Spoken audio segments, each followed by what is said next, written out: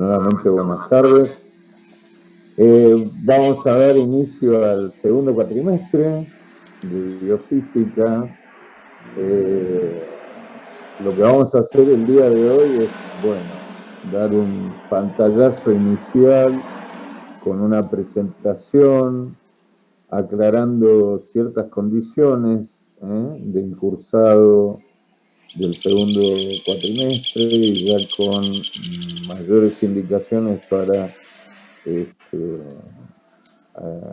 rendir la materia, en fin. Van a ver que hay algunos cambios. Ustedes seguramente en PEDCO ya han visto las novedades que hay, sobre todo en ese cronograma tentativo del segundo cuatrimestre. Ahora lo vamos a charlar un poquito. Y vamos a ver la mecánica, cómo vamos a trabajar. Así que les damos la bienvenida. Y bueno, en primera instancia vamos a ver un poquito con qué vamos a continuar en el segundo cuatrimestre. Ustedes tienen ya disponible lo que sería la unidad número 5, que es con la que vamos a dar comienzo hoy. Y bueno, básicamente trata de propiedades mecánicas de los materiales. Vamos a ver en detalle en qué consiste esto.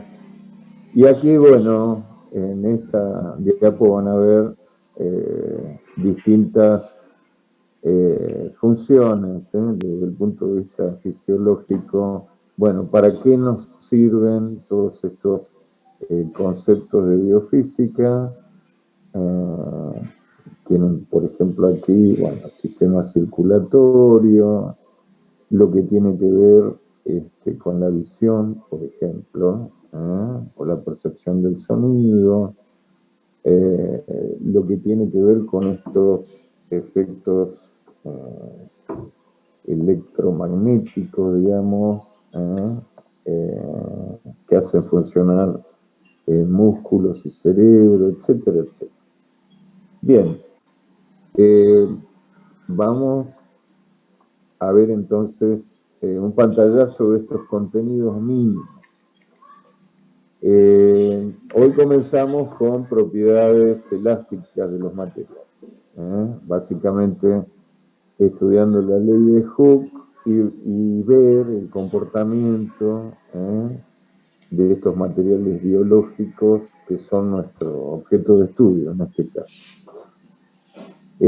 También se va a ver mecánica de fluidos, ley de Laplace, tipos de fluidos, leyes de la aerodinámica, tipos de flujo, vamos a ver gases, luz y sonido, óptica, geométrica, en particular en lentes desviadas, defectos y correcciones, ley de Coulomb, en electrostática, el concepto de campo y potencial eléctrico, dipolo, capacitores, ley de Ohm, potencia eléctrica y ley de Joule. Eso sería, en principio, todos los temas que van a abarcar este segundo cuatrimestre.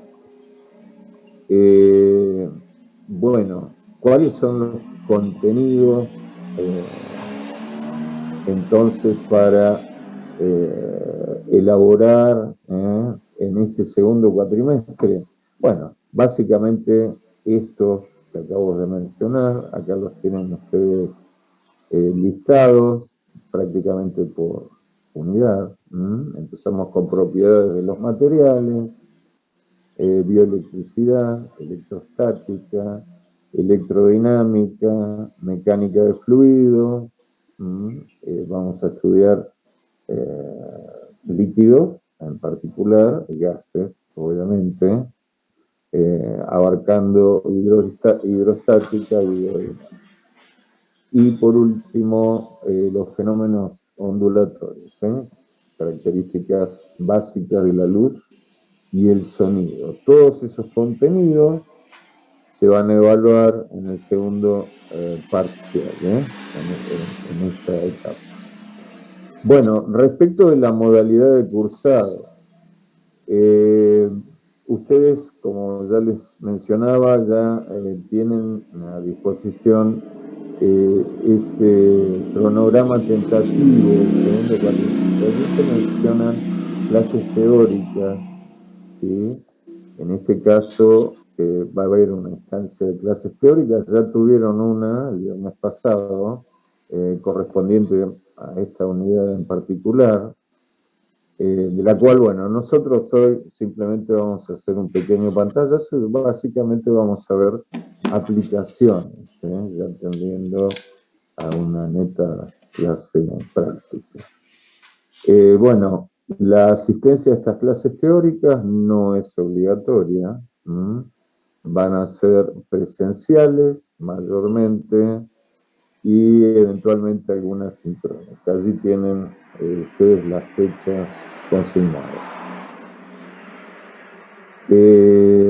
Siguiendo con esta modalidad, bueno, van a haber clases prácticas una vez por semana.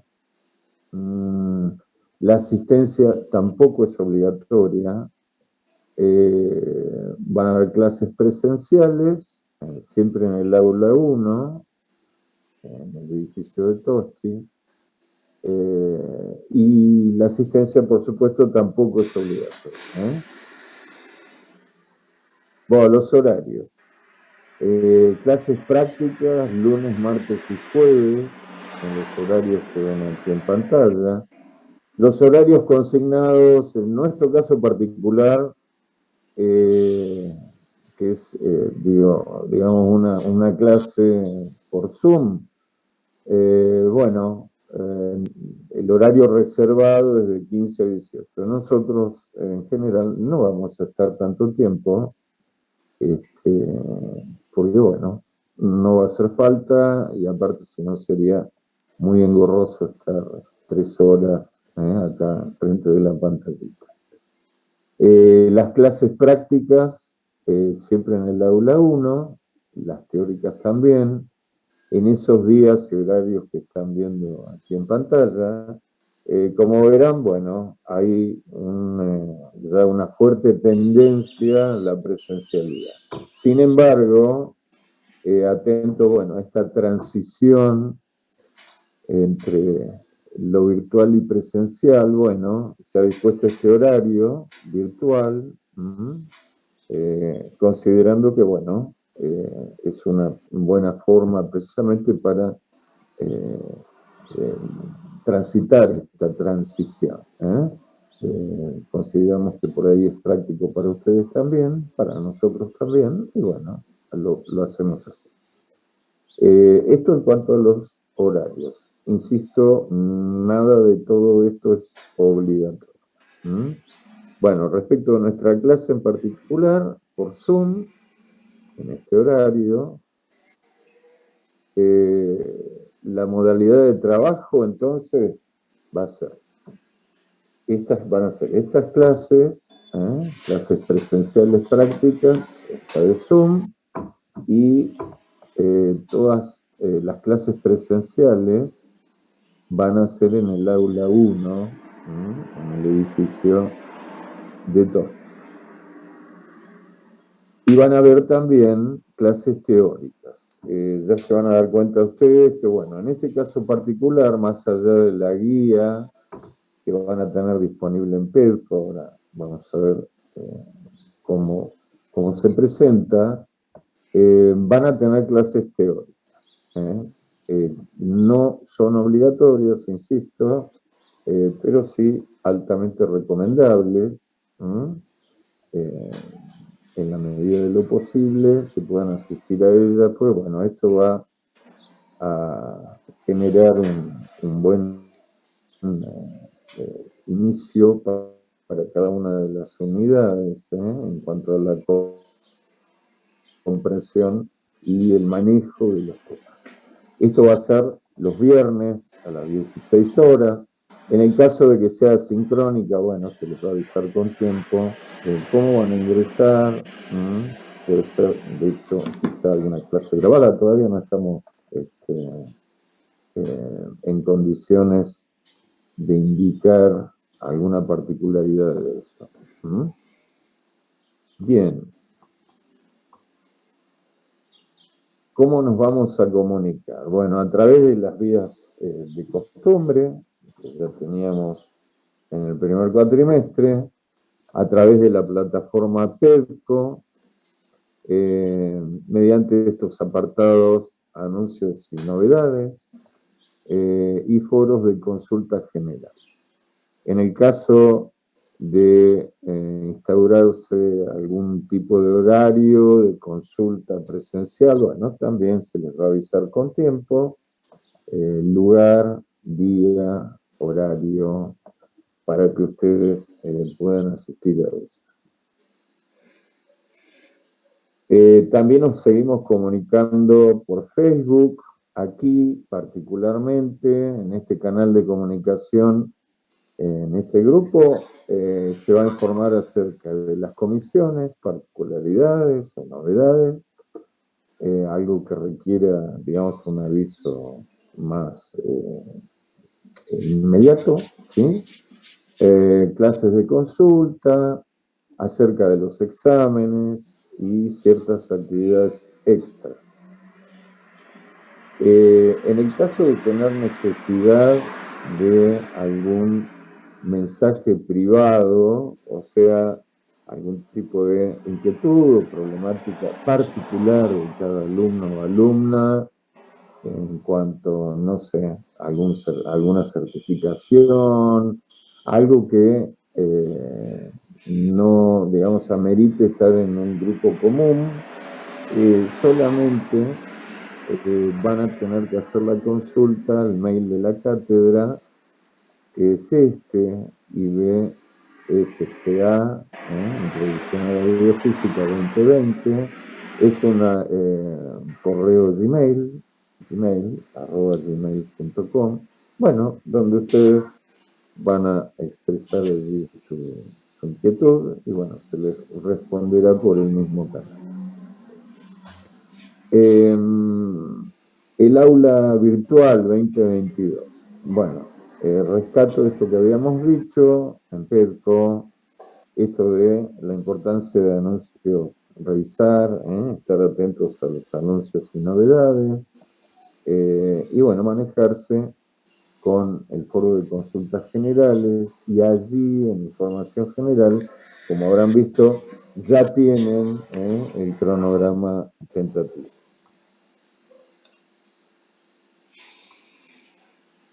Bueno, ¿qué más tienen allí en PEDCO? En este momento está disponible el libro virtual, el libro virtual número 5, en el formato que veníamos teniendo. Este libro virtual contiene guías prácticas de cada unidad, contiene videos, algunos no disponibles en este momento, pero bueno, los van a tener disponibles a la brevedad posible, con ejercicios resueltos, material teórico y alguna otra particularidad de la guía que sea necesaria. Bueno, van a ver en esta instancia también evaluables, en el formato que tuvieron en el primer cuatrimestre. Van a ser 12 evaluables en el segundo cuatrimestre. Allí, en el cronograma tentativo, tienen indicados la apertura, las fechas de apertura y cierre, siempre con las condiciones que ya veníamos teniendo con respecto a los evaluables. El 5 de septiembre va a abrir el evaluable número 1, que corresponde a las unidades 5 y 6. La fecha de cierre es el 19 de ese evaluable, y el número 2, ¿sí?, va a abrir el 26 de septiembre, correspondiente a unidades 7 y 8, y va a cerrar el 11 de octubre. en esta semana de lunes feriado. Bueno, no hay mucho, creo, más para comentar de esto en particular, porque, bueno, ustedes ya saben cómo es la mecánica. Respeten estas unidades, perdón, estas fechas en las que tienen oportunidad de participar. Así no se generan problemas de ausencia, porque, bueno, van a tener que resolver los dos, es obligatorio y es una condición para la regularidad, como en el primer cuatrimestre. En particular, resolver dos, y es obligatorio, para tener regularidad en la materia, aprobar uno. Aprobar uno por lo menos. Consiste básicamente en 10 preguntas, como se venía haciendo, de opción múltiple, y se aprueba con el 60%. Bien, seguimos entonces con las condiciones de regularidad. Bueno, la novedad es que aparece un taller. Ustedes también lo tienen allí en el cronograma. Ya van a tener mayor información acerca del temario, la mecánica. Por lo pronto, ese taller es presencial, obligatorio, los viernes. Así que en los horarios, en esos horarios dispuestos, seguramente va a coincidir con algún horario ya solicitado. Más precisiones van a tener más adelante, y son presenciales obligatorios. Son obligatorios. Esto también hace a la condición de regularidad. Eso tenganlo presente. Bueno, ¿en qué va a consistir? Aplicaciones en particular de conceptos de biofísica. Va a haber un cuestionario previo y un cuestionario final. Bien, examen parcial, segundo cuatrimestre. Bueno, la modalidad es presencial, ya absolutamente se adopta la modalidad presencial para los parciales de aquí en adelante. Son, en este caso, 15 preguntas de opción múltiple, también en el formato que ustedes ya conocen, y se aprueba con el 60%. Esto significa que van a tener que tener por lo menos 9 respuestas correctas. ¿Sí? Bien, entonces, repasando estas condiciones de regularidad, lo que tiene que quedar clarito de aquí en adelante a todo lo largo de este segundo cuatrimestre. ¿Cuáles son las condiciones? Bueno, los evaluables. Resolver dos, aprobar uno. Tienen que realizar el taller. Esa también es una condición de regularidad. Lo tienen que hacer, eso sí es obligatorio. Y realizar, obviamente, el segundo examen parcial si cumplimos las condiciones precedentes. Respecto del parcial y en particular, bueno, obviamente deberán idealmente aprobarlo. Eventualmente, si no se aprueba en la instancia de parcial, bueno, va a haber un recuperatorio. Bueno, si esto es importante, como están leyendo en este momento, si en el segundo cuatrimestre no resuelven o no aprueban los evaluables requeridos, van a pasar directamente a la condición de alumno libre. O sea que lo más importante entonces es no fallar con esto de los evaluables, ¿eh?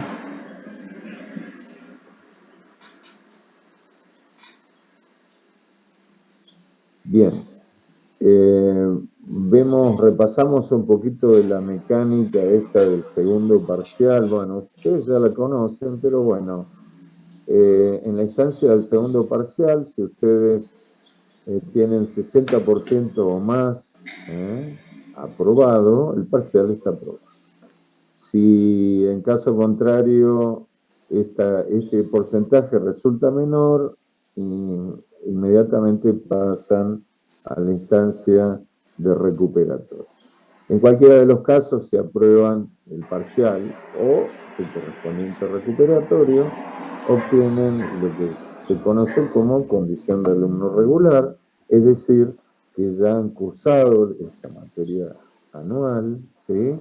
Y tienen la posibilidad de rendirla como alumno regular.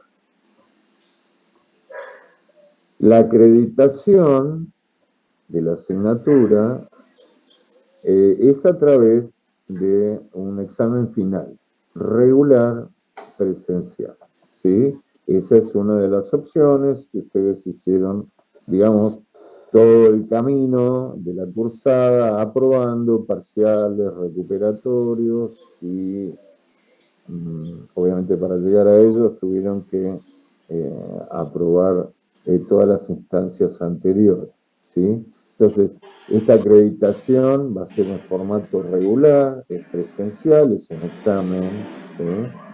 O eventualmente como alumnos libres, si por alguna cuestión pierden esta condición de regularidad o porque no hicieron evaluables o algo pasó, o no aprobaron el recuperatorio en definitiva, bueno, directamente quedan en condición de alumnos libres.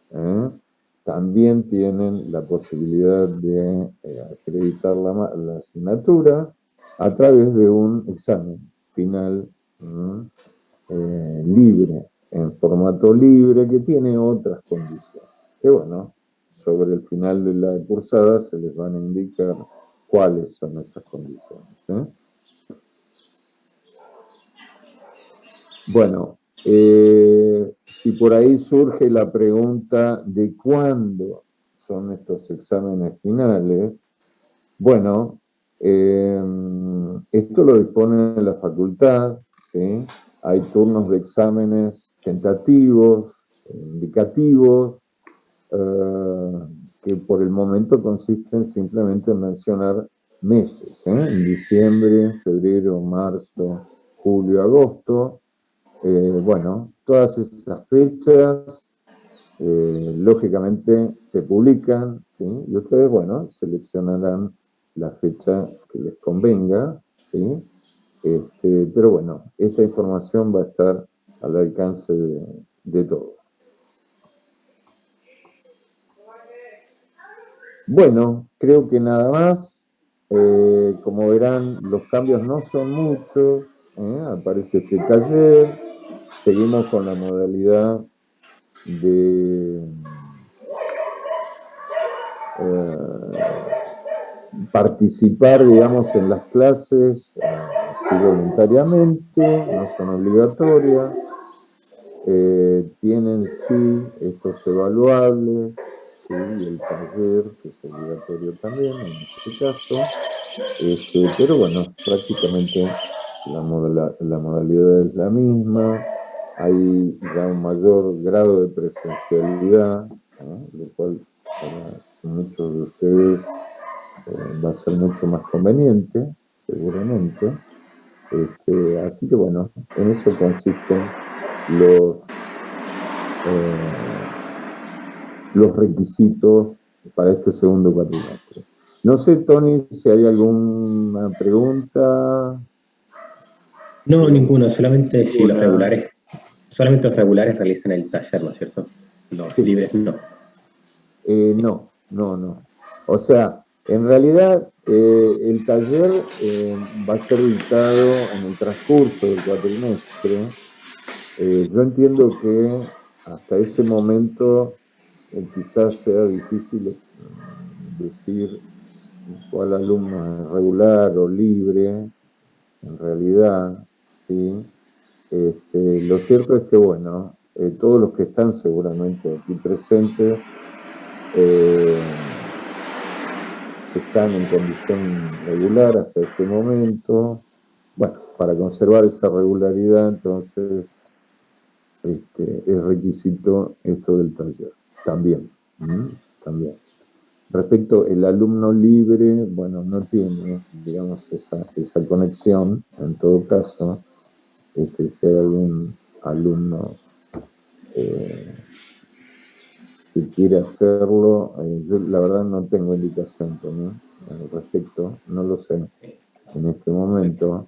Estamos saliendo en realidad de este aforo, así que no hay muchas precisiones por el momento, pero bueno, la indicación, todo lo que he dicho, bueno, vale precisamente para todos aquellos alumnos y alumnas que hasta este momento tienen su condición de regular, ¿eh? Por eso están aquí con nosotros en este momento. Bueno, voy a dejar de compartir entonces esto y vamos directamente. Hoy en particular vamos a trabajar con la unidad número 5. A ver.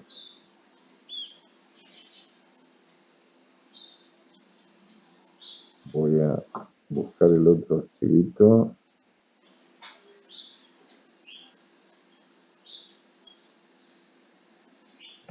Igual quería decir algo para recordarles más que igual nosotros tenemos el Facebook de ayudantes en Facebook y en Instagram también por cualquier cosa, duda que tengan pueden preguntar allá en los grupos. Fantástico. Yo no lo había mencionado. Pues en realidad no sabía, Tony, cuántos de ustedes continúan en este segundo cuatrimestre. La verdad que no, Sí. no tenía. Bueno, la mayoría. Sí, yo supongo que sí. Bueno, no sé si se está viendo esto. No, ahora no. Claramente no compartí todavía. Ahora sí. Ahí va. Exacto. Ahora sí. Perfecto. Bueno, esta unidad en particular, las propiedades mecánicas de los materiales, es bastante corta. Ahora van a verlo en detalle. Bueno, ¿se está viendo, Tony, esto? Sí. Sí, se está viendo. Perfecto. Bueno, comenzamos entonces formalmente con la unidad número 5, el segundo cuatrimestre, propiedades biofísicas de los sistemas materiales. Lo que vamos a hacer, primero un pequeño recuento, recordando lo que muchos de los alumnos han podido ver en el teórico de la semana pasada. Bueno, repasar un poquitito estas propiedades elásticas de los materiales. Antes que nada, para esto, lo que deberíamos hacer en principio es una pequeña clasificación de las propiedades de los materiales. Bueno, hay distintas formas de clasificar estas propiedades. Nosotros en particular no vamos a trabajar, en este caso, con varias de ellas. Simplemente, a ver, voy a marcar un poquito. Vamos a trabajar fundamentalmente con las propiedades mecánicas de los materiales. Esto es dureza, fragilidad, elasticidad, plasticidad, resistencia mecánica. Y también vamos a ver algo de las propiedades tecnológicas, respecto sobre todo a ductilidad, ese concepto, también maleabilidad, en menor grado, pero bueno, vamos a dejar de lado estas propiedades sensoriales, fisicoquímicas, ecológicas. Siempre recordando que estudiamos materiales biológicos. Obviamente estos materiales biológicos son los que producen los organismos vivos.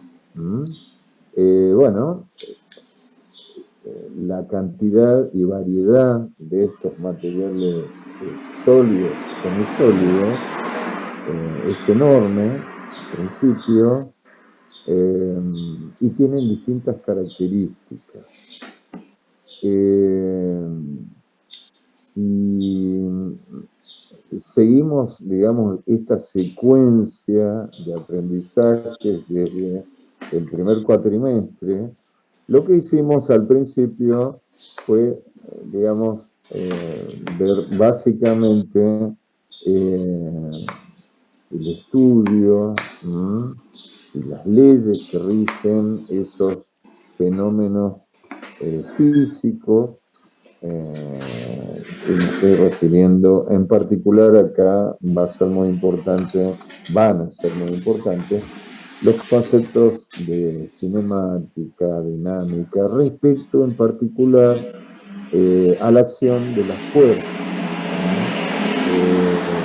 Nosotros en el cuatrimestre anterior, digamos, estudiar esas unidades de mecánica, lo que veíamos básicamente, hablábamos de equilibrio, ¿sí? Y de otros conceptos que tenían que ver no con el material en sí, básicamente, sino con el comportamiento respecto de la acción de fuerzas, básicamente. Bueno, ahora lo que vamos a hacer, en este caso, al estudiar estas propiedades de los materiales en particular, vamos a ver qué es lo que sucede en realidad dentro de la masa de esos materiales y ver cómo reaccionan interiormente a su estructura en presencia de estas fuerzas exteriores. Bueno, lo que tenemos que aclarar también, en particular, es que toda esta variedad de materiales biológicos son sustancias, obviamente, heterogéneas, complejas, no son regulares, no son materiales que producimos, por ejemplo, nosotros los seres humanos, cuando fabricamos, por ejemplo, acero u otro material, donde, bueno, ponemos especial cuidado en que se tengan una constitución, digamos, entre comillas, pareja, en todo su volumen. En este caso particular, bueno, los materiales biológicos, al producirse, me refiero a músculos, huesos, cartílagos, van a tener una constitución, digamos, heterogénea. No van a tener, de hecho, la misma densidad en todos sus puntos. Va a ser algo así como irregular, por decirlo de alguna manera. Y esto significa que van a responder de distinta manera dependiendo, ¿sí? Desde qué lugar o desde qué dirección van a recibir fuerzas.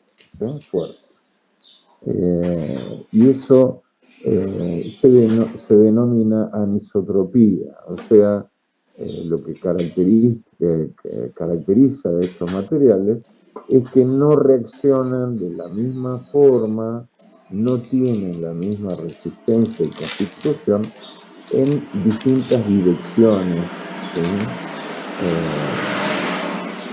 Ante la acción de fuerzas exteriores. O sea, puedo hacer una misma fuerza sobre un hueso en una dirección y no tener ninguna rotura. Y si yo varío esa dirección aún levemente, aplico esa misma fuerza, puede ser que consiga una fractura. ¿Sí? Bueno, y esto es entonces una característica de estos materiales biológicos con los que vamos a trabajar. Seguramente en el teórico también han visto otros materiales que utilizamos en prótesis, por ejemplo, pero bueno, esos materiales en particular tienen un grado de isotropía o de homogeneidad estructural muy fuerte, muy grande, que no la tienen los materiales biológicos. Nosotros vamos a ver básicamente el comportamiento entonces de estos materiales biológicos. Bueno, vamos entonces a conceptos fundamentales. Todos los materiales en particular tienen de alguna manera una característica que es la elasticidad hasta cierto punto. Bueno, hay una parte de la física que estudia estas leyes que gobiernan las deformaciones que sufren los cuerpos cuando se aplica, como decía recién, una fuerza externa. Bueno, obviamente todo cuerpo sobre el que actúa una fuerza exterior sufre una deformación, eso lo sabemos.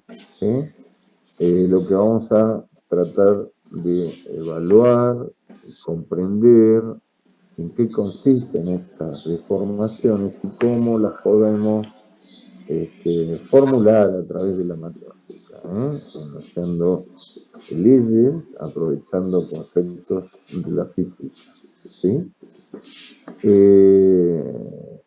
Bueno, siempre hablando de sólidos, cuerpos sólidos.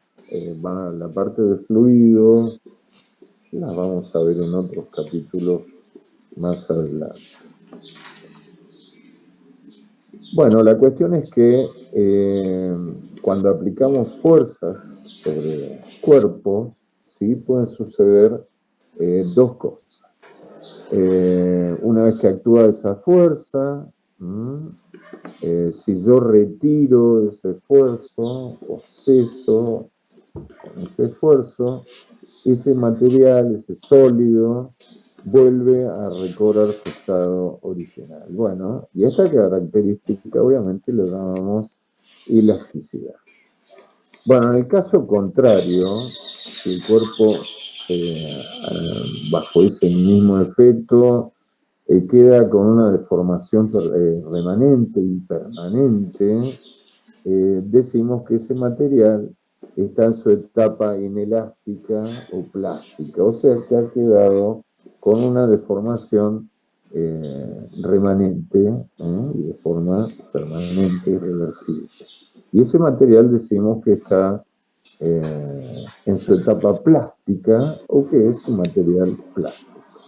Bueno, la mayoría de los materiales tienen un pequeño periodo que podemos identificar como elástico, ¿sí? Bueno, depende de las características de cada uno, cuán grande o cuán pequeño es ese margen de elasticidad, ¿sí? Es variable en todos los materiales, lógicamente. Así que bueno, nos quedamos entonces con esos dos principios conceptuales de elasticidad y plasticidad, refiriéndonos a que quede o no deformación remanente después de aplicado alguna fuerza. Bueno, en las estructuras del cuerpo humano, como dijimos, hay una gran diversidad de tejidos biológicos, son absolutamente heterogéneos, pero comparten propiedades, tienen propiedades en común que les permiten resistir cargas. ¿Sí? Bueno, ¿Cuáles son esas cargas? ¿Qué tipo? ¿Cómo las clasificamos? Bueno, vamos a tener distintos tipos de esfuerzos. Vamos a tener la posibilidad de comprimir un material, apretarlo, vamos a poder traccionarlo, flexionarlo, tratar de cortarlo, dándole un esfuerzo de corte, como cuando uno corta un papel con una tijera, o vamos a poder torsionar. ¿Sí? Bueno, para clarificar un poquito esto, esta clasificación, ustedes la tienen ahí en el libro virtual, las más, digamos, claras, ¿no?, perceptibles, son las fuerzas de compresión y tracción. Las fuerzas de compresión, bueno, consisten en principio, idealmente, en dos fuerzas iguales y opuestas, que se aplican, por ejemplo, sobre un hueso, en forma longitudinal, si es un hueso largo, produciendo un estrés, siempre en un plano perpendicular. Quiere decir que si hay alguna rotura, se va a romper entonces en ese plano perpendicular. Como consecuencia de esto, obviamente, los huesos, en este caso, van a tratar de comprimirse, o sea, disminuir su longitud dentro de ciertos límites. Bueno, ¿dónde se presenta esto? Bueno, en particular, por ejemplo, en el aplastamiento de los cuerpos vertebrales. ¿Sí? Bueno, el siguiente son los esfuerzos de tracción.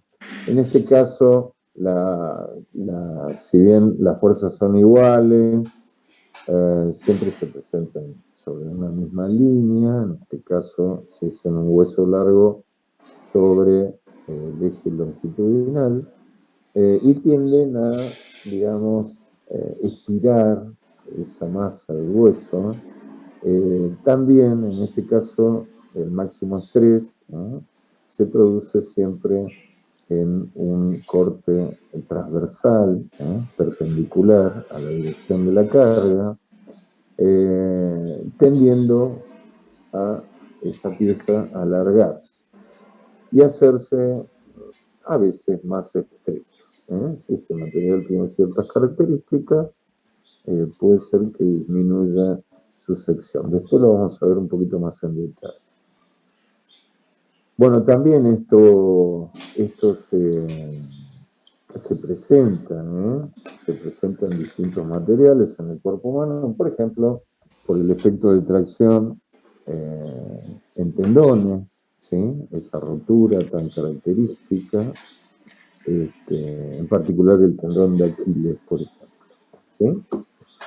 Bueno, fuerzas de cizallamiento, estas fuerzas de corte que yo decía.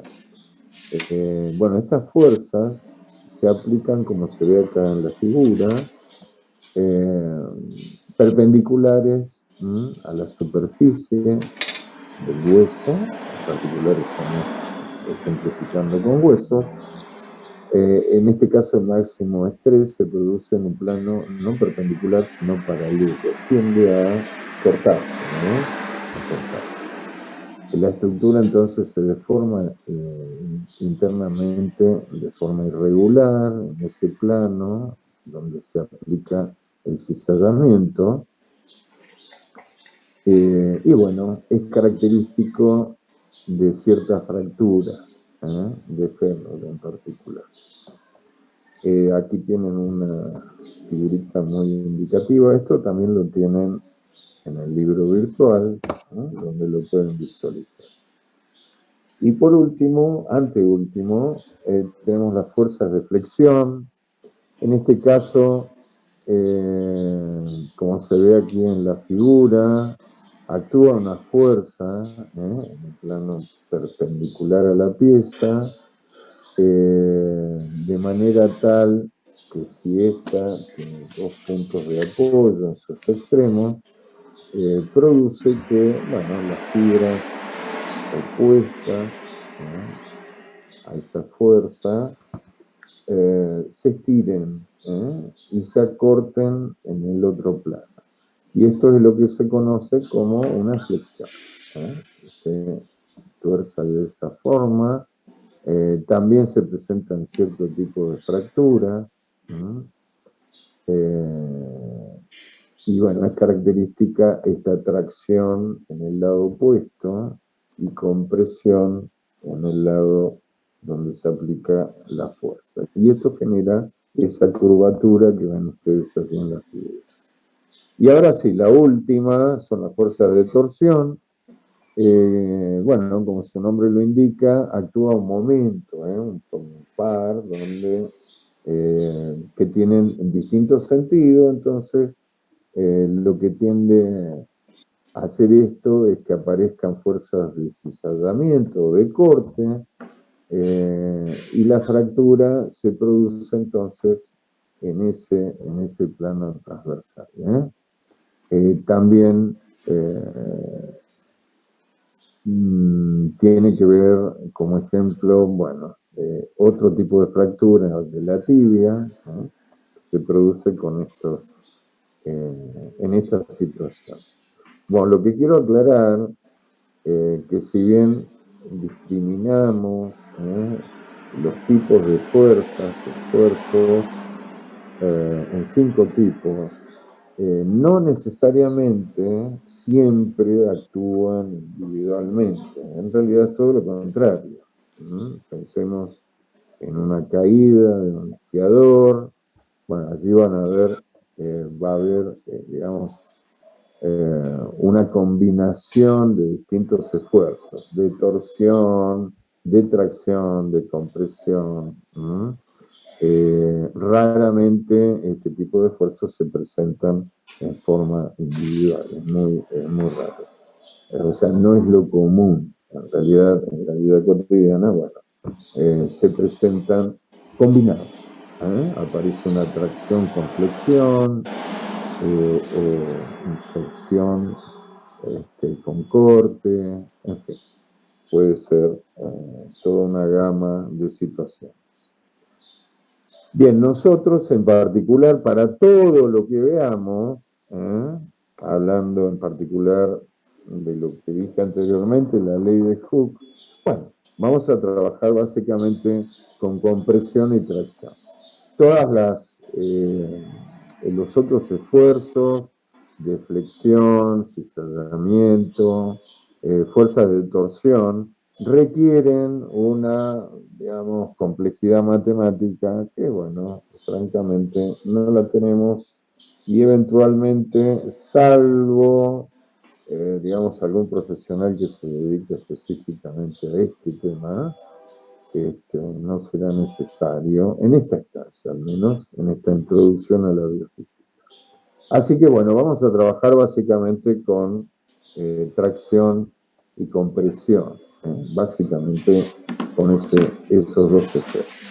Bueno, haciendo hincapié en esto que yo les decía, de que el hueso como material biológico es anisotrópico, es decir, no tiene las mismas propiedades en las distintas direcciones del hueso. Ustedes lo que ven acá en la figura, esto también lo tienen en el libro virtual.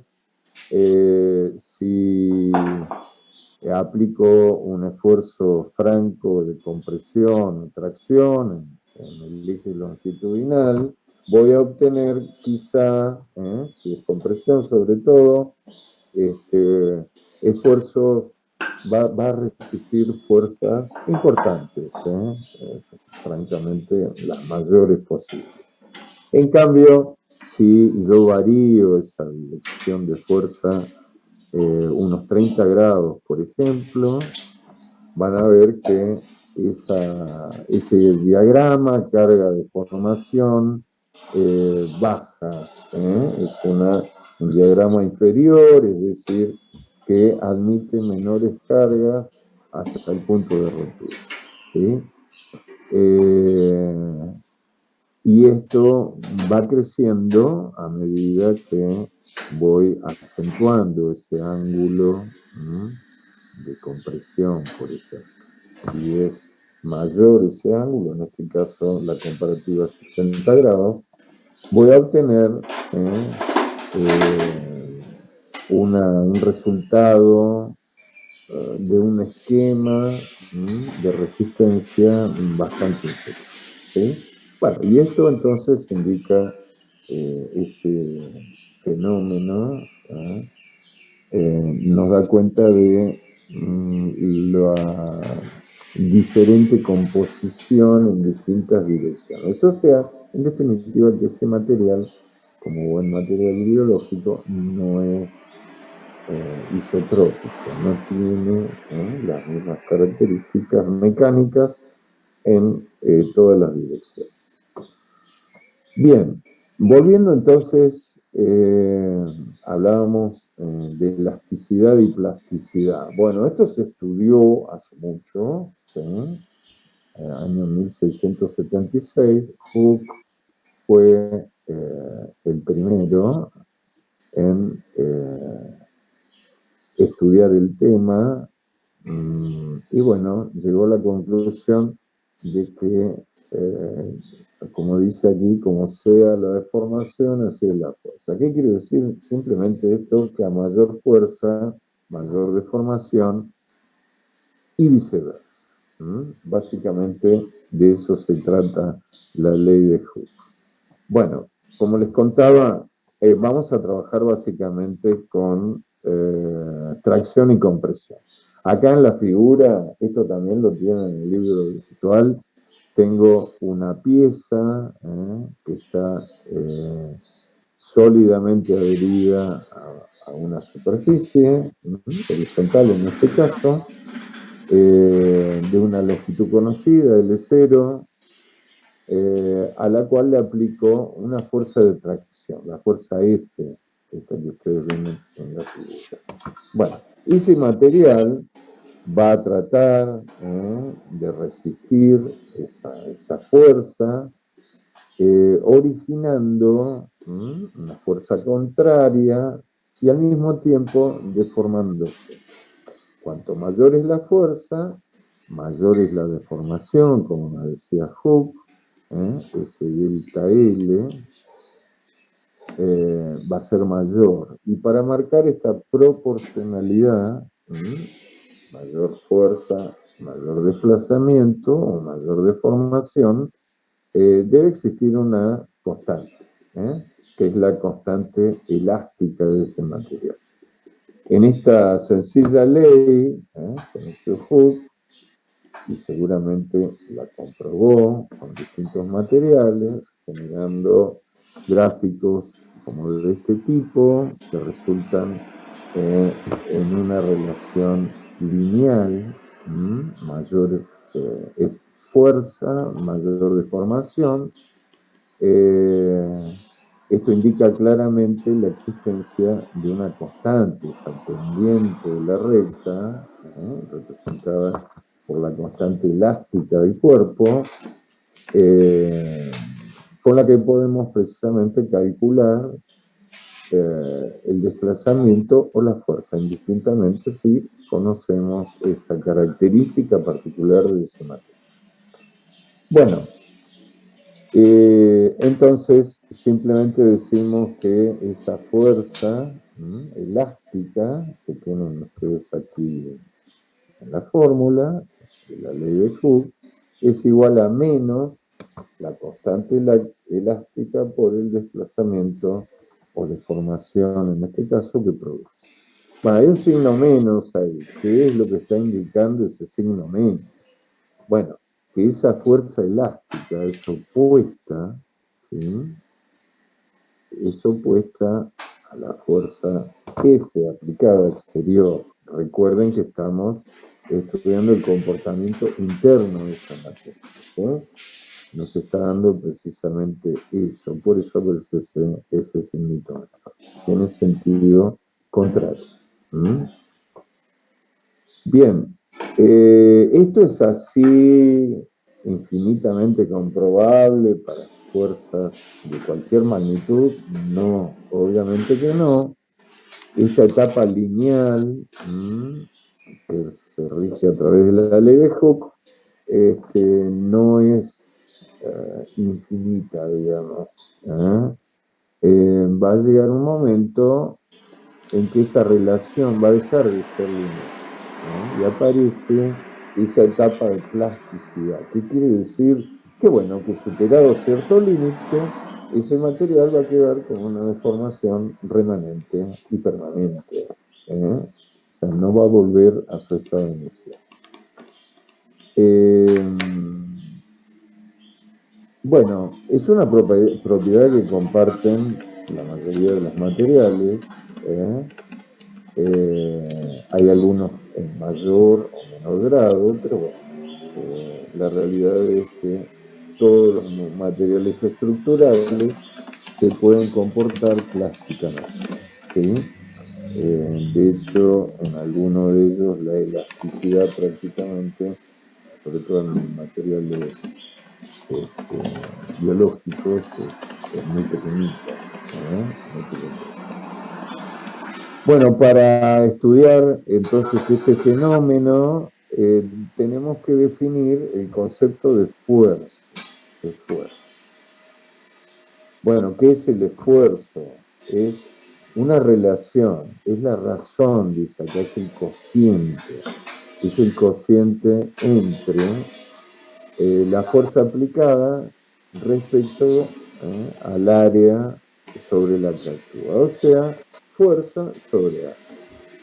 Y esto, lógicamente, en el CIMELA lo medimos en newton sobre metro cuadrado.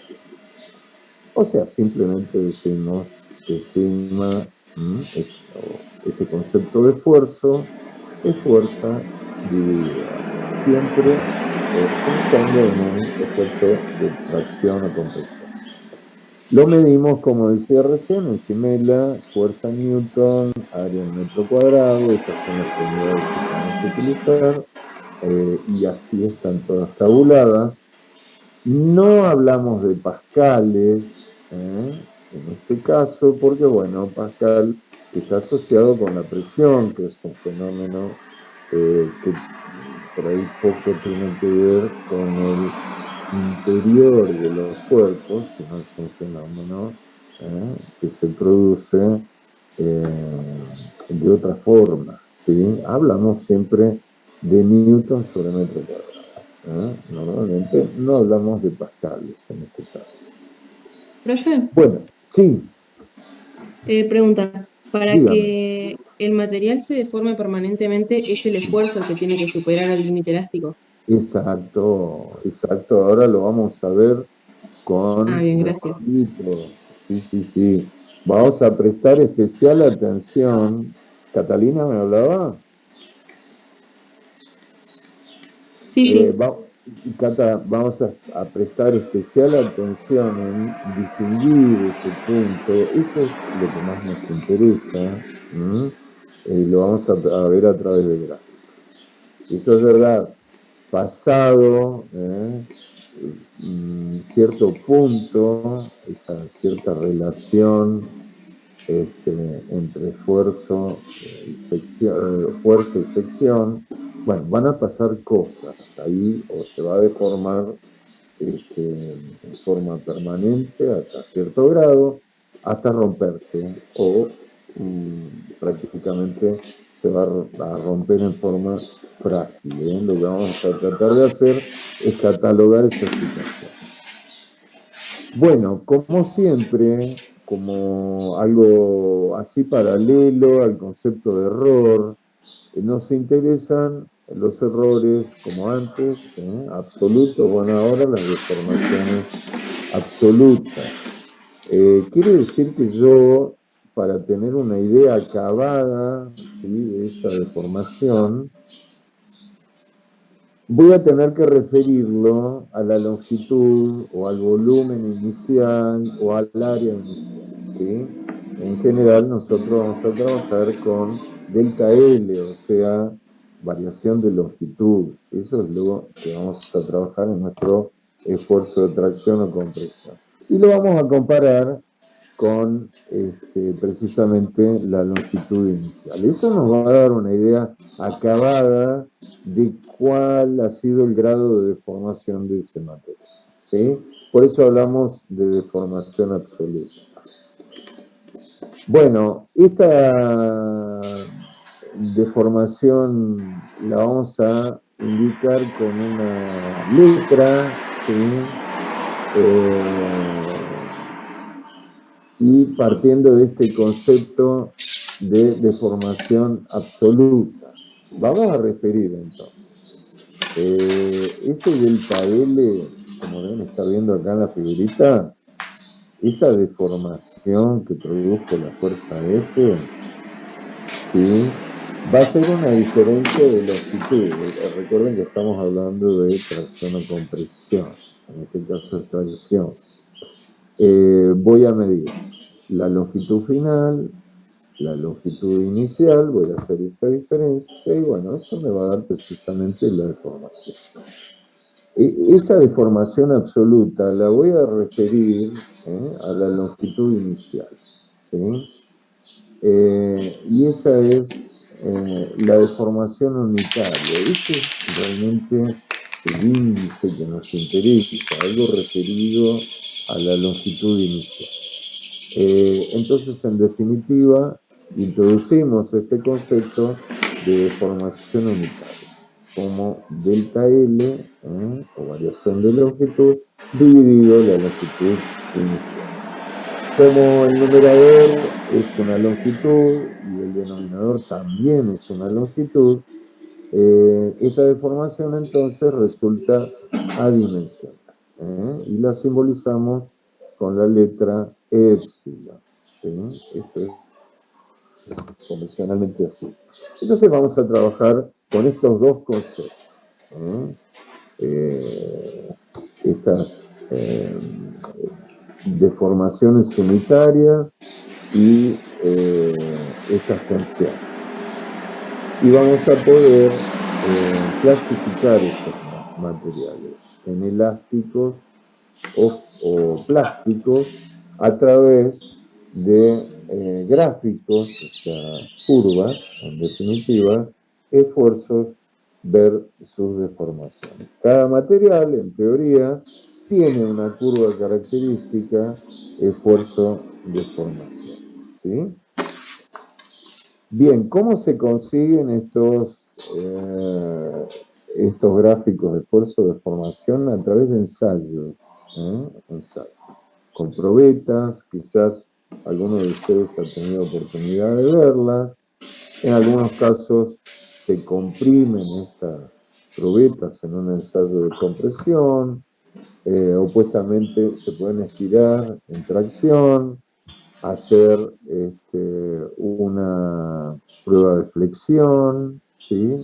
Ensayo de flexión, distintos tipos de ensayo de flexión, y esto va a producir roturas. En general, cuando se hace un ensayo de un material, en este caso, acá en la figura ven un cilindro, puede ser que en este caso represente una probita o un trozo de metal, puede ser un tendón, un músculo o lo que sea, ¿sí? Al cual lo ubico en una máquina de ensayo y ejerzo el esfuerzo sobre el cual estoy interesado, en este caso es una tracción, y voy a obtener distintas consecuencias a medida que voy aumentando esa fuerza. Puede ser que ese material se rompa de esta forma, que me parecería que es una ruptura absolutamente frágil. Fíjense que no hay una disminución en la sección de ese cilindro, lo cual nos indica que prácticamente no hubo deformación. Prácticamente, pasado cierto límite, muy pequeñito, bueno, el material se rompió. Bueno, será el caso de un material frágil, seguramente, más parecido quizá a un hueso, a un vidrio, ¿sí? Y no un metal, algo dúctil, con alambre que puede ir estirando. Que es el caso específicamente del B, acá en esta clasificación. Vemos aquí que hay una deformación antes de romperse La sección se redujo notablemente. Y el último caso, el C, bueno, parece prácticamente lo que sucedería con una goma de mascar, un chicle, ¿sí? Que yo tiro y llega un momento que se estira, se estira, se estira y se rompe allí en un puntito, nada más. Y eso nos indicaría un material muy, muy, muy dúctil, ¿sí? Bueno, ¿cómo se ven estas gráficas? Estas gráficas son todas parecidas, ¿sí? Para los distintos materiales. Son curvas típicas, ¿sí? Que tienen características de este tipo que ustedes están viendo acá en la figura. La misma máquina de ensayo en general realiza esta grafiquita, ¿sí? Con método analógico, las antiguas, y bueno, cuando hacemos un ensayo recibimos este tipo de curva, ¿sí? Bueno, típicamente en una curva, esfuerzo de formación, esfuerzo, sigma está en la vertical, esfuerzo sobre área, ¿sí? Y en la horizontal, lo que mide la máquina, está midiendo también es la deformación absoluta, ¿sí? Unitaria, perdón, epsilon, ¿sí? O sea, son curvas sigma epsilon. Bueno, parten obviamente de cero, en el momento que yo no ejerzo ninguna fuerza sobre esa pieza o cuerpo, no obtengo ninguna deformación, lógicamente. A medida que voy aumentando el esfuerzo, lo ven acá en el eje vertical, aparece en la mayoría de los casos una recta, que nos da cuenta de este comportamiento elástico que sin duda en este comportamiento elástico se cumple la ley de Hooke. Quiere decir que el esfuerzo es proporcional a la deformación, ¿sí? Y llega a cierto punto donde esta linealidad se rompe, ¿sí? Y aparece una curva. A partir de allí comienza su comportamiento. Si yo interrumpo esa fuerza en este punto que marca ese límite, digamos, de la parte lineal, y dejo esa pieza, ese cuerpo no ejerzo más fuerza, bueno, automáticamente va a volver a recuperar su forma. O sea que va a pasar nuevamente a sigma 0 y a epsilon 0. O sea, va a subir y bajar por esta misma recta, ¿sí? Cuando comienza el comportamiento plástico, en realidad, si sigo aumentando el sigma, como verán, ahí hay una etapa de transición, ahora la vamos a comentar, baja un poquito el esfuerzo, después, bueno, parece que el material como que se acomoda un poquito, llega a un máximo y a partir de ahí se deforma plásticamente y se rompe. Todos estos ensayos, en general, lo ideal es hacerlo, el fin último es hacerlo hasta la rotura para ver esa curva, esfuerzo de deformación, esa gráfica, para ese material en particular. Bueno, volviendo entonces a este comportamiento plástico, una vez que yo entro a este comportamiento plástico, si yo interrumpo ese esfuerzo, el material va a volver a tratar de volver a su estado inicial a través de una recta, porque bueno, va a tratar de recomponer su estructura en la medida que pueda, pero no va a volver a cero, como ven ustedes aquí en el gráfico, sino que va a quedar un epsilon acá, una deformación permanente, remanente. Y a eso se refiere precisamente el comportamiento plástico.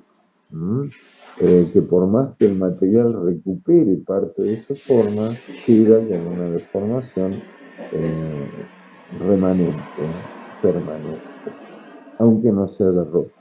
Se deformó, básicamente. Bueno, puntos a tener en cuenta, fundamentales. Aquí dice claramente puntos importantes en un diagrama esfuerzo, obtención, deformación.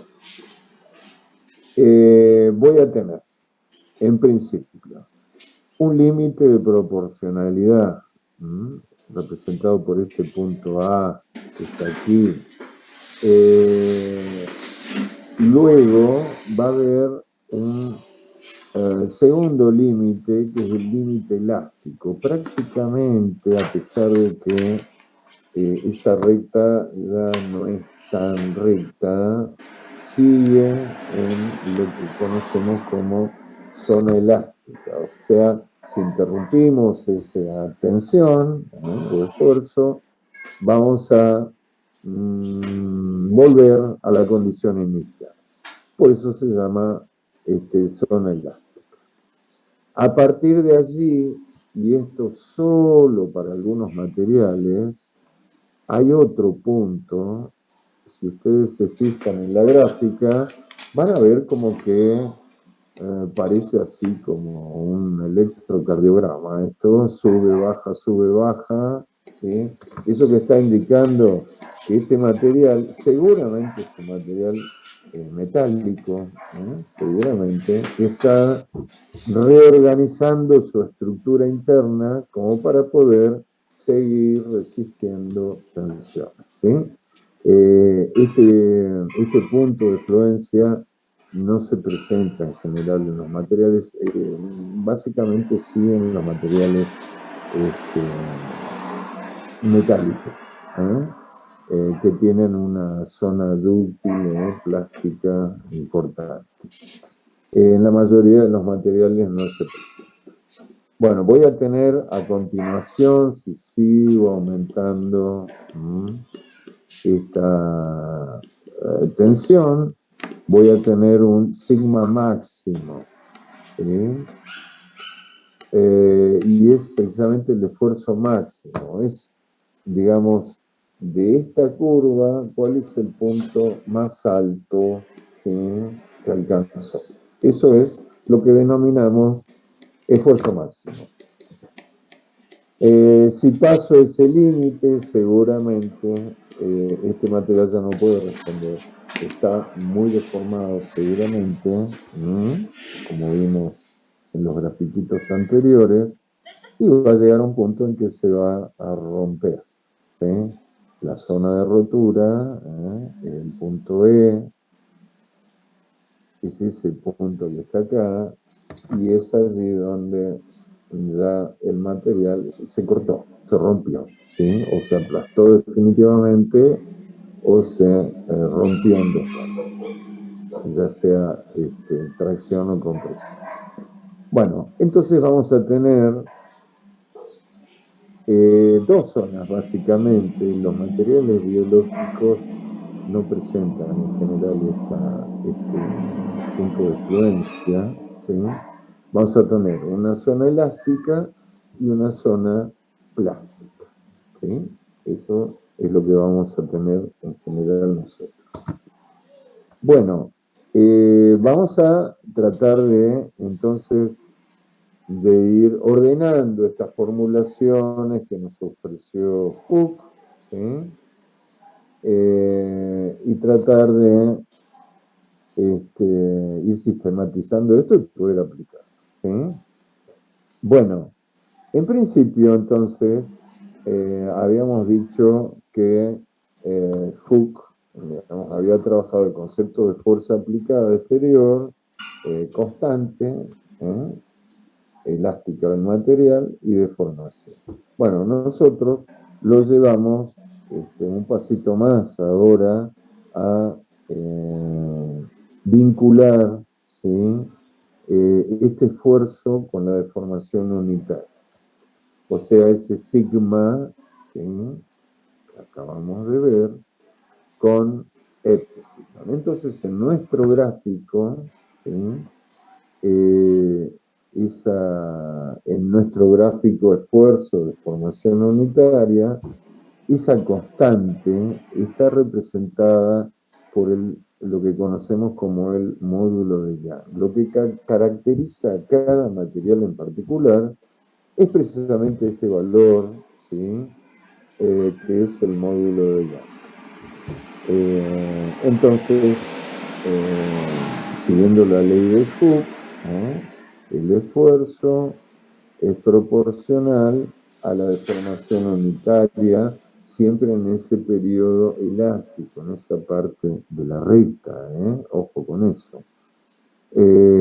Esa constante toma un nombre en particular, que es módulo de Young. Lo medimos en newton sobre metro cuadrado. En general, no le ponemos las tablas, todas las tablas que ustedes tienen en el libro virtual se mencionan como newtons sobre metro cuadrado. Entonces, si yo quiero calcular ese módulo de Young, lo puedo sacar de estas curvas, ¿sí?, experimentales, simplemente haciendo el cociente o despejando de esta formulita el módulo de Young. Si epsilon estaba multiplicando, bueno, lo paso dividiendo y simplemente digo así, parto de la ley de Hooke y despejo el módulo de Young. Paso esto dividiendo, entonces me queda tensión dividido deformación unital. Y eso me va a dar esa pendiente de la recta. Como tienen al inicio del gráfico. Esa tangente, digamos. ¿Sí? Bueno, respecto del módulo de Young, más precisiones. Es también llamado el módulo de elasticidad y representa en definitiva el grado de rigidez del material, en general frente a esfuerzos axiales, compresión, tracción, flectores también, independientemente de la forma, tamaño, vínculos. Es una característica del material en particular. Obviamente no es no es el mismo módulo de Young para distintos materiales. Ustedes acá tienen una copia de una figura, esfuerzo de deformación, una curva para distintos metales, madera, hueso, ¿sí? Y en este caso particular, lo primero que detecto es que si es el acero, que bueno, todos sabemos que tiene una gran resistencia, ¿sí?, seguramente tiene un módulo de Young mucho más grande que un hueso. ¿Sí? ¿Por qué? Porque la pendiente es más empinada, ¿sí? Quiere decir que ese módulo de Young es más grande en valor absoluto. Y esto nos permite clasificar estos materiales, ¿sí? Clasificar. También tienen una tabla que eventualmente en algún problemita lo van a tener que utilizar, ¿sí? Módulo de Young, esfuerzos máximos, esto lo tienen en el módulo, ¿sí?, en el libro virtual. Todas magnitudes en newton sobre metro cuadrado para aluminio, acero, ladrillo, vidrio, hueso, en tracción y compresión, estos módulos varían, madera, tendones, goma, vasos sanguíneos. ¿Sí? En algunos de los problemitas van a tener que echar mano de esta tablita. Bueno, ya terminando toda esta parte, resumen de fórmulas. Van a tener una tabla de fórmulas en el segundo cuatrimestre, lógicamente. De hecho, para el final van a tener que tener las dos tablitas, que van a utilizar las del primer y segundo cuatrimestre, en la hojita. Y bueno, comenzamos con la unidad 5 con estos conceptos. Esto lo van a tener siempre a mano, que el esfuerzo es el cociente de la relación entre fuerza y área, que la deformación unitaria es delta L sobre la longitud inicial, van a tener la ley de Hooke, ¿sí? Van a tener el módulo de Young, ¿sí? Van a trabajar con esa formulita o esta, y van a tener la relación, seguramente, esto posiblemente no esté en la tablita, pero bueno, es muy fácil deducirla. Si sigma, lo sacamos de acá, miren, si sigma es módulo de Young por epsilon, simplemente lo que tengo que hacer es sustituir sigma, tensión, sería fuerza sobre área, módulo de Young queda como está, y deformación unitaria es delta L, la variación de longitud sobre longitud de inicial. Y así llego a esta relación que está acá. Es muy simple. Bueno, todos los problemas de la guía se reducen a esta formulación, solamente. Y después van a tener varios problemitas conceptuales. Lo que vamos a hacer es practicar con esto. Tenemos que practicar esto y van a ver que es muy simple. Van a tener que trabajar con pasajes de unidades, como siempre. Van a venir unidades de longitud en centímetros, en milímetros, en micrómetros, no sé. Y bueno, van a tener que pasarlo a unidades básicas del CIMEIA, seguramente. Van a tener que calcular secciones, o sea, áreas.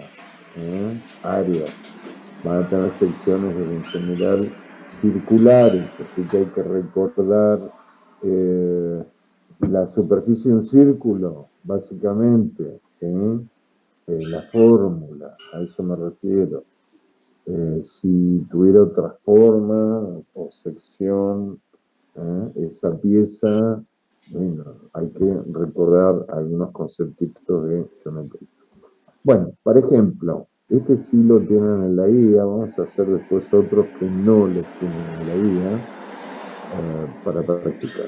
Bueno, en este ejemplo en particular, que lo tienen en la guía, dice que una carga de 1400 newton, o sea, esa es la fuerza, cuelga de un alambre de acero de 12 metros de largo y de 1 centímetro de diámetro. Bueno, la pregunta es, ¿cuánto se alarga el cable? El inciso A. ¿Y cuánto peso podrá soportar sin romperse? Y esto tiene que ver con la pregunta que me hizo Catalina.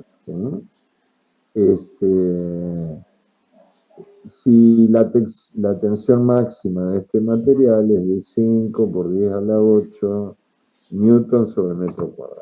5 por 10 a la 8, bueno, como verán, es un número muy grande. El 5 seguido de 8 ceritos ahí.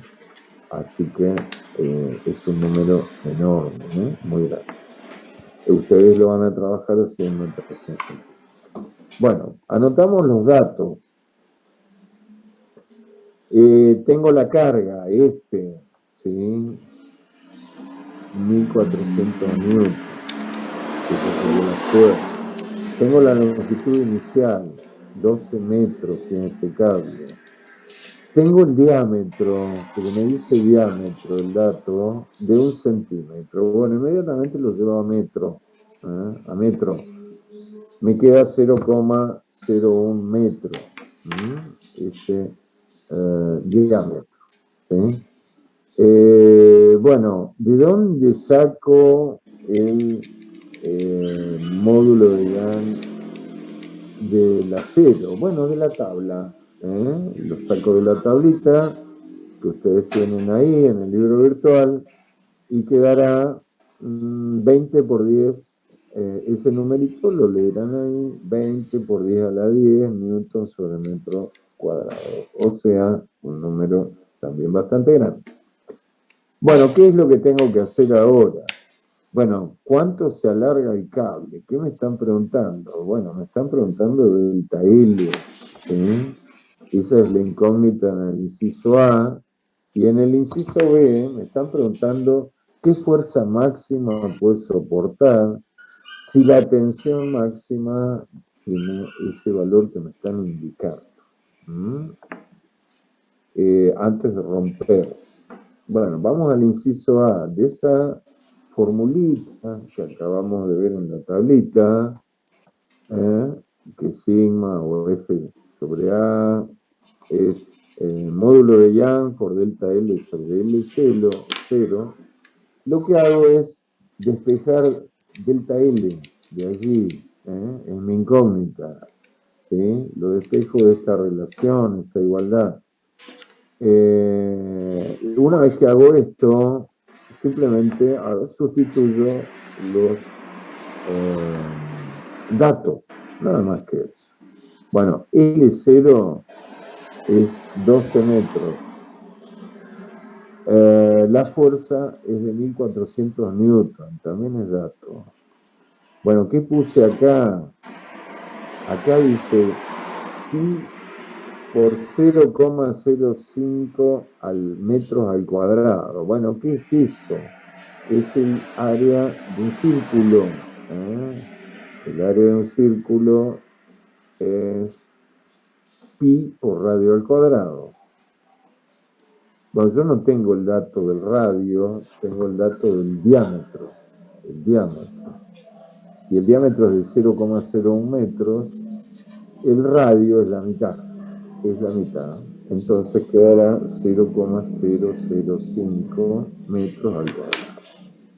Y el último valor consignado es el módulo de Young de la C.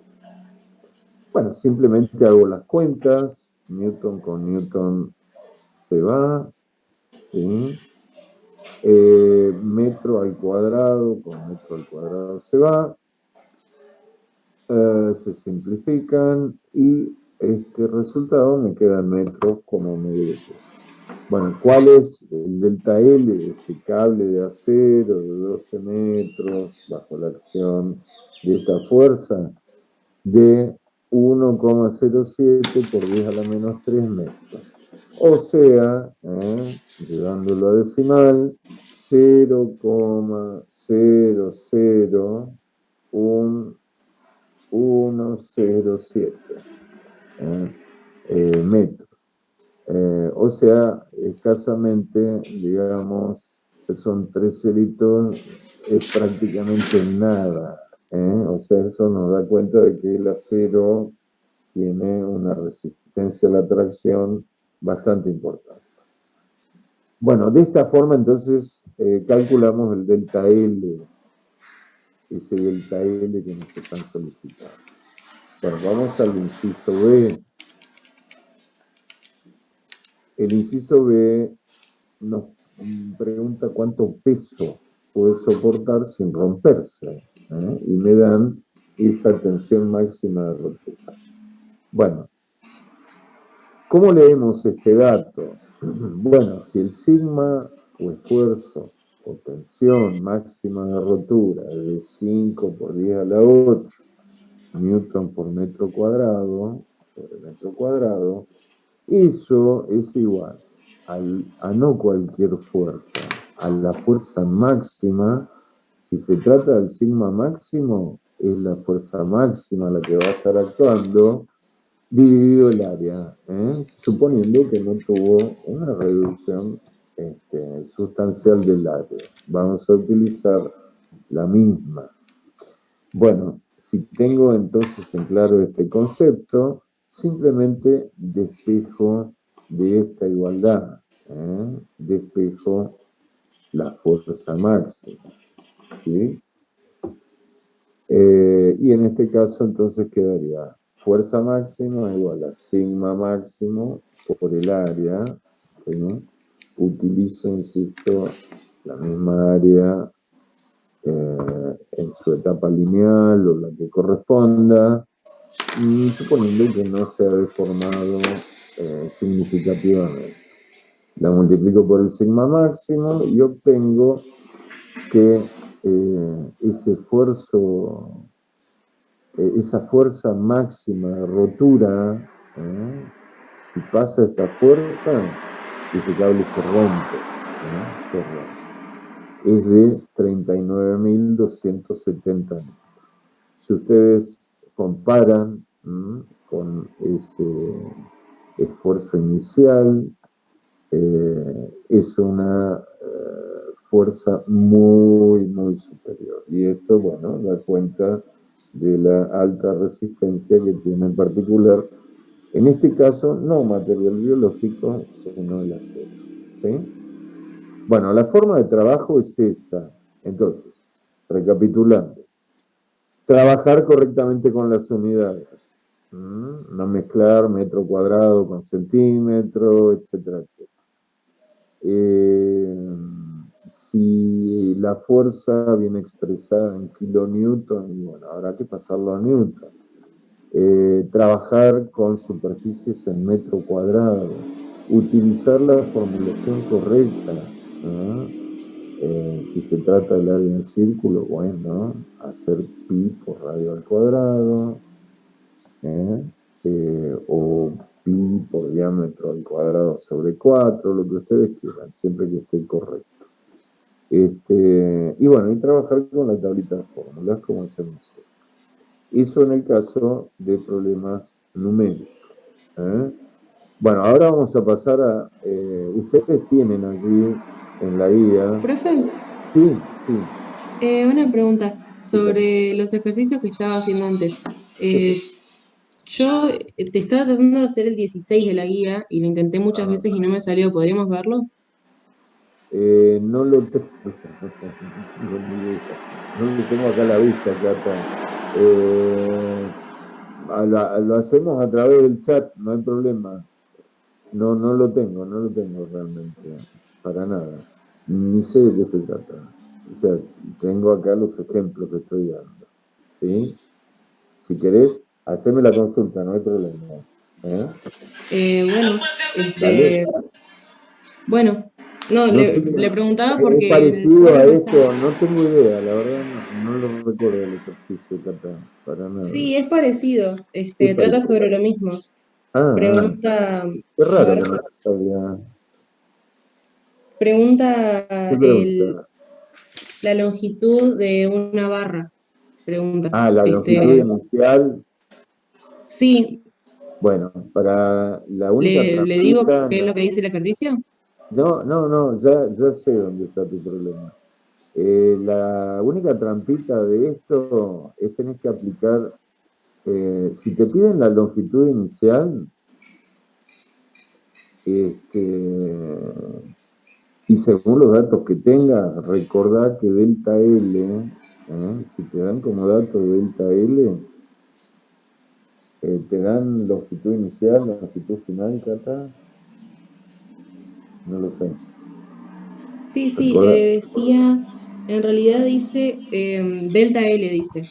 Y yo lo Dice, calculé, reemplacé la epsilon, lo reemplacé por delta L que ya estaba y lo puse como X. directamente delta L, es rarísima que no te salga esta, porque utilizás esta fórmula. Pues el único condimento que faltaría aquí es la equivalencia o la igualdad, o está, que es igual delta L, que es longitud final menos longitud inicial. Me imaginé en principio que era eso. Bueno, pero lo vemos en detalle. Realmente no lo tengo presente. Lo vemos luego y seguimos con lo que quiero ver con ustedes, es la parte de ejercicios conceptuales que tienen ustedes, hay varios. A ver,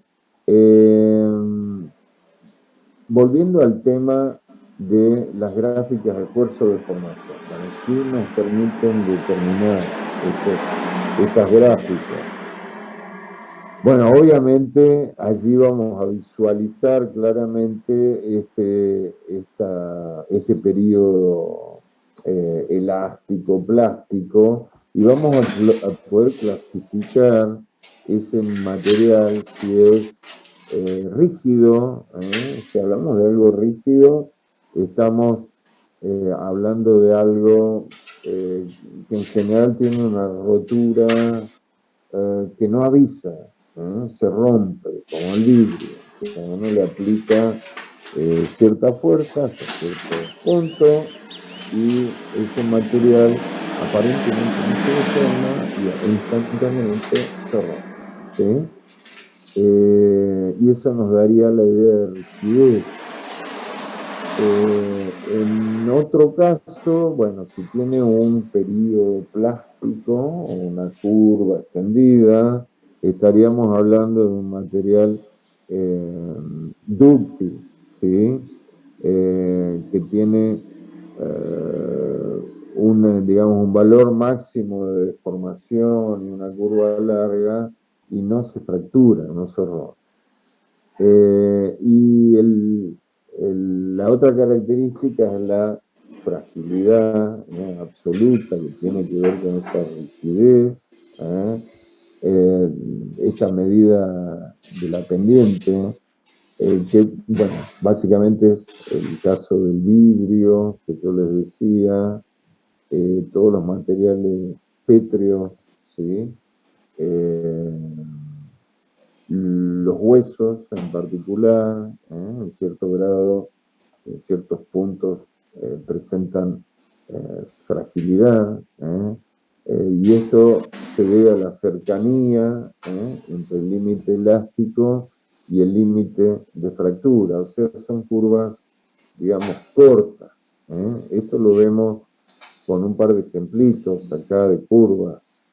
Un material en rojo, netamente frágil, tiene una curva, tensión de formación corta, muy cortita, a pesar de que tiene un periodo elástico claro, definido, no tiene un rango de formación a partir de allí importante y se rompe. A ese tipo de materiales decimos que son frágiles. Y los materiales dúctiles tienen una curva, pasado ese periodo lineal, bastante más larga. Tienen una deformación, en este caso, en esta gráfica está medida en forma porcentual. ¿Sí? Recuerden que epsilon es adimensional, es adimensional. Tiene una curva extendida, de este tipo, como la que vimos al principio. Bueno, eso corresponde entonces a una rotura o un material dúctil. Bien. Afirmando esto que acabamos de decir, los materiales frágiles son casi elásticos hasta la rotura, ¿sí? Tales como el vidrio y algunos plásticos. Y básicamente no dan signo alguno de esa rotura inminente, no avisan, se rompen. Un material dúctil es todo lo contrario, se deforma bastante plásticamente hasta llegar a la rotura, ¿sí? Y avisa, entre comillas, cuando está por romperse, porque bueno, uno le visualiza, hay una gran deformación, ¿sí? Es perceptible. Aquí hay un pequeño ejemplito, dice cuando se dobla sucesivamente un trozo de alambre fino, se nota un incremento de su temperatura antes de romperse. Bueno, en particular, este ejemplo por allí, para el tema de ductilidad, sería adecuado, pero bueno, básicamente este tipo de rotura tiene que ver con otro fenómeno que se llama fatiga del material. Lo vamos a ver más adelante. Bueno, la cuestión es que estos materiales dúctiles se deforman bastante y uno visualiza hasta el punto en que van a romperse. Bueno, tienen también ustedes allí, en el libro virtual, la curva, esta curva, esfuerzo de formación. Acá tienen marcados estos puntos que ya vimos anteriormente. ¿Y qué características tiene? Bueno, acá claramente se habla de este periodo o comportamiento elástico, lo ven acá en amarillo, indicado como área 1, resiliencia. ¿Qué es eso de resiliencia?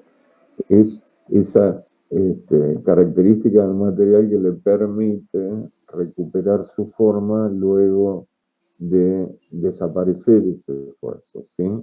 Y estamos hablando de ese periodo elástico, hasta ese punto de límite elástico, que no es lo mismo, recuerden, que el límite lineal.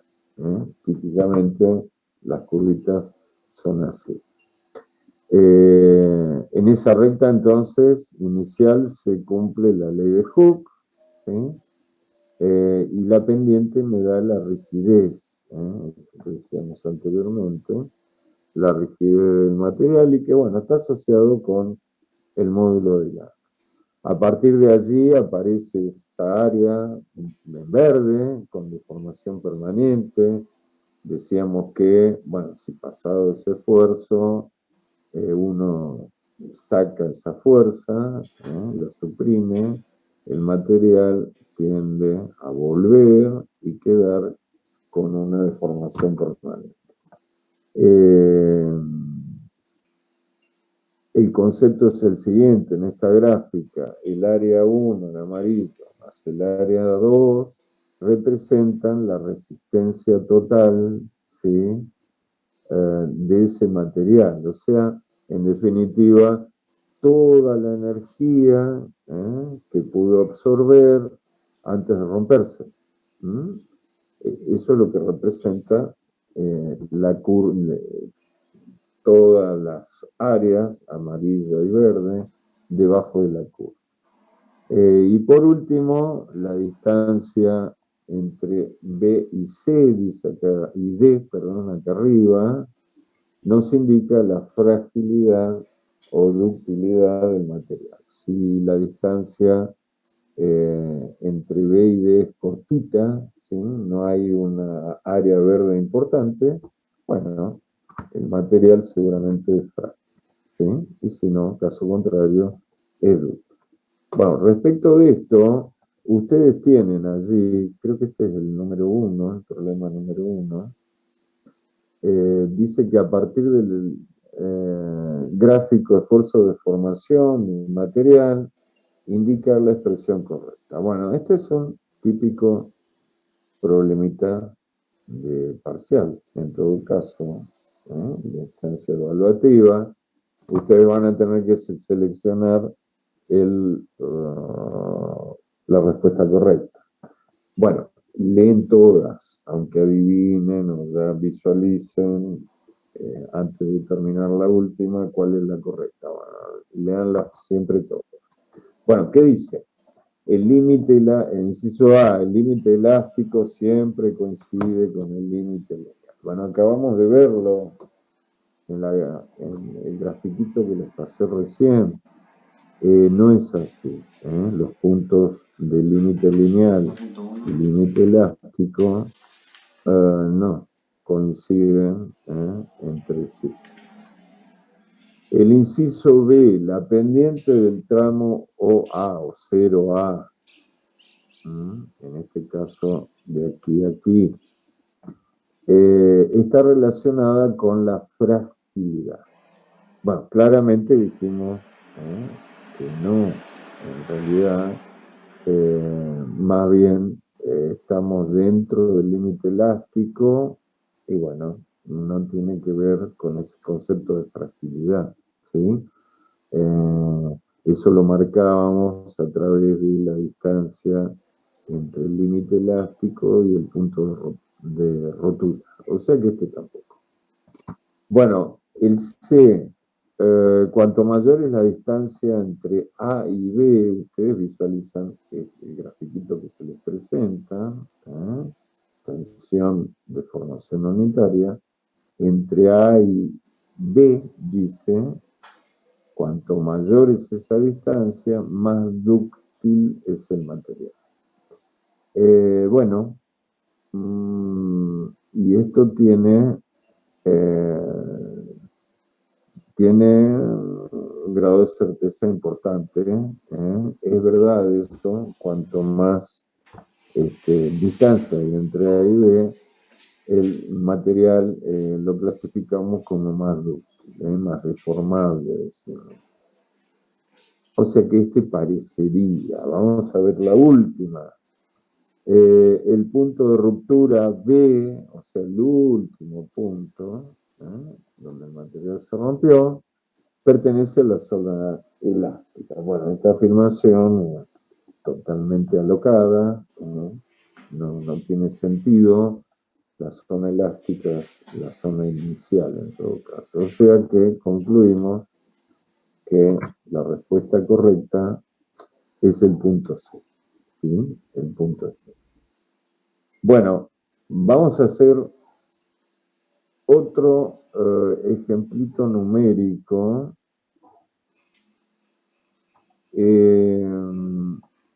Este no lo tienen en el módulo.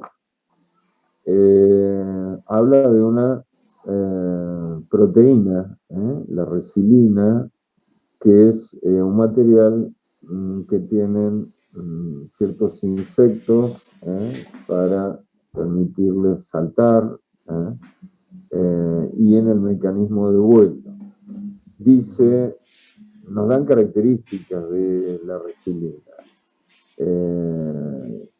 Dice, si se toma una pieza de 50 centímetros de largo, con un área de 3 centímetros cuadrados, se estira a través de un ensayo 1,5 veces su longitud, sin cambiar su volumen, o sea que vamos a comparar simplemente la elongación, ese delta L, cuando se aplica una fuerza de 270 newton, ¿cuál es el módulo de Young de la resilina? Bueno, en este caso entonces anotamos los datos. La fuerza actuante es de 270 newton, el área es 3 por 10 a la menos 4 metros cuadrados, o sea, 3 centímetros cuadrados. Acá, ojo con las unidades, hagan el pasaje correctamente. Tiene una longitud inicial de 50 centímetros, dice esta pieza, o sea, 0,5 metros. Y acerca de la longitud final, dice que se estira 1,5 veces su longitud, o sea, la longitud inicial. O sea, simplemente para averiguar la longitud final, multiplicó por 1,5 la inicial. 1,5 por 50 me da 75 centímetros, o sea, 0,75 metros. En definitiva, lo que saco de acá, como le decía recién a Catalina, que delta L, longitud final menos inicial, es de 0,25 metros. Bueno, ¿cuál es la incógnita? La incógnita es el módulo de Young. Entonces, simplemente la despejo de nuestra fórmula básica. De esta formulita voy a despejar E y me queda de esta forma. Fuerza por longitud inicial dividido área dividido delta L. Y ahora simplemente hago una sustitución de valores, de datos, fuerza 270 newton,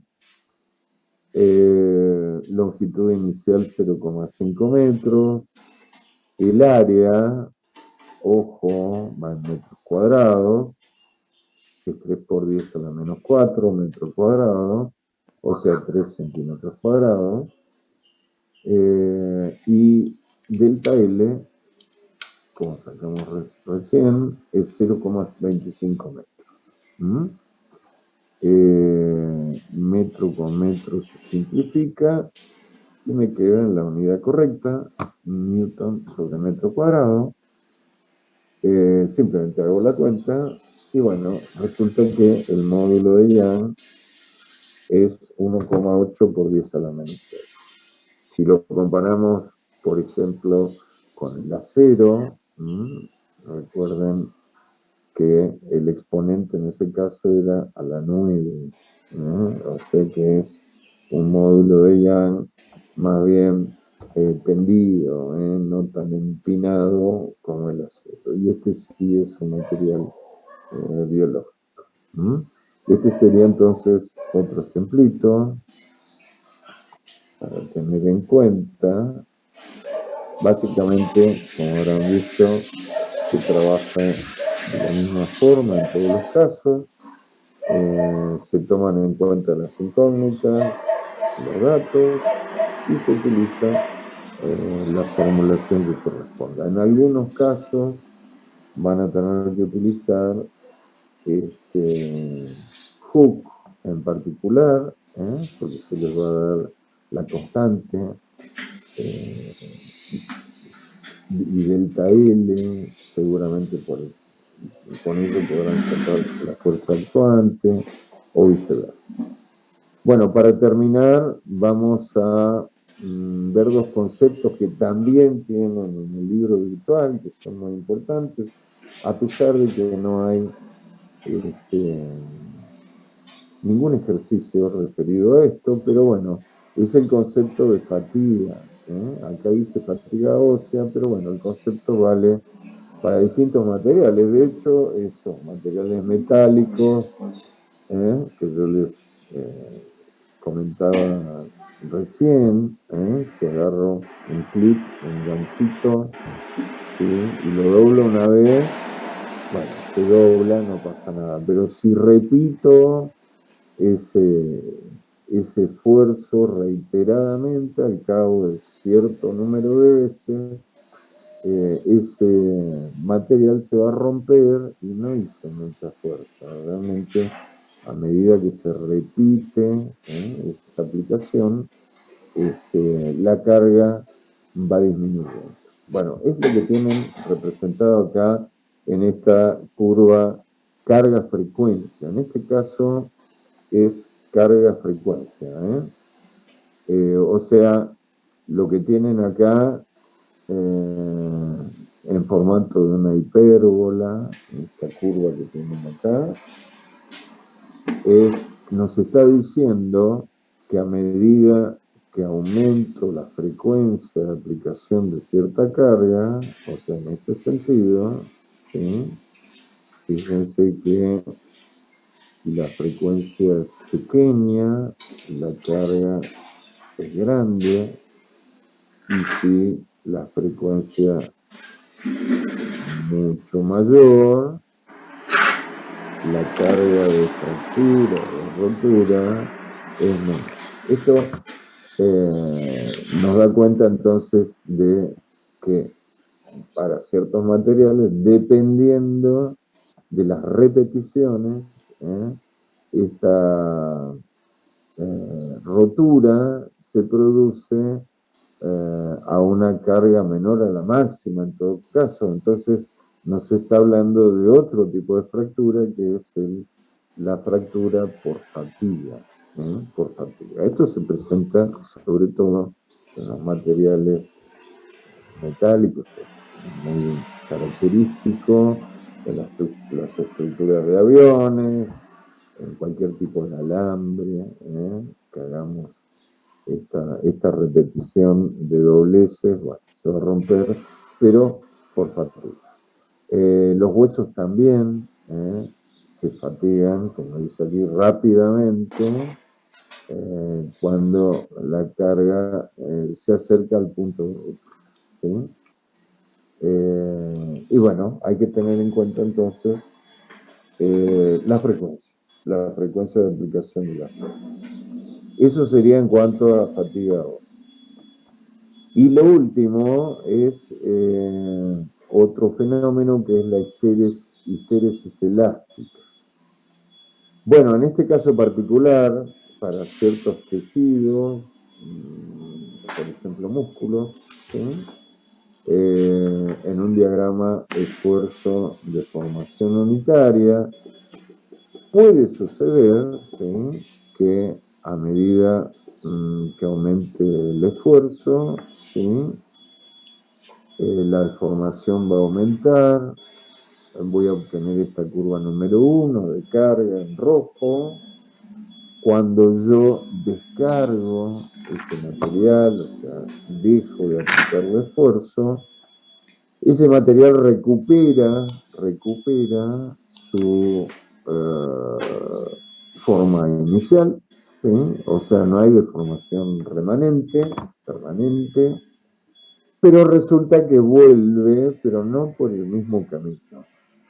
Y se ve representado a través de esta curva azul de descarga, y entre las dos curvas queda una superficie. Recordemos que esta superficie representa energía. Entonces, aparentemente, estamos en presencia de cierta energía que se ha disipado, ¿sí? Que ya no está más, porque volvió por abajo, no por arriba de la curva roja, y nos está dando cuenta de esa pérdida de energía a través, seguramente, de formato energía calórica, ¿sí? Bueno, a este fenómeno en particular se lo define como histéresis elástica, ¿sí? Esos serían los dos conceptitos que vamos a ver por último. Y bueno, haciendo hincapié en el concepto al final de la resistencia, de todos estos ejemplos. Bueno, la resistencia a un material, dice, está relacionada con la energía absorbida, o sea, todo lo que está representado debajo de esa curva. Eso representa la resistencia total, el área total del gráfico, un periodo elástico, plástico, ¿sí?, sumado en esa deformación, ¿sí? Y después, bueno, tener presente que una parte de esa total es la resistencia elástica reversible, o resiliencia, decíamos, que es esa capacidad que tienen los materiales de absorber energía sin experimentar esa deformación remanente, permanente, ¿no? Y eso está representado, lo que veíamos en amarillo, debajo de la recta, esa primera parte de la recta. Bueno, estos serían entonces los conceptitos a trabajar. Como verán, los problemitas no son, no van más allá de la aplicación de fórmula. Vayan trabajando. Catalina, ¿estás por ahí todavía? Sí, sí. Cata, mándame después saber cómo hiciste esto. ¿Qué número era? Yo lo voy a mirar después. ¿Qué número era? Buenísimo. Era el 16. Igual recién lo intenté de nuevo y me salió, así que bien. Perfecto. Pero por si vos no tenés otra pregunta, ¿cuál es el chat que Dale, decía? no hay problema. Yo creo que esos canales, de todas maneras, háganlo a través de Telco,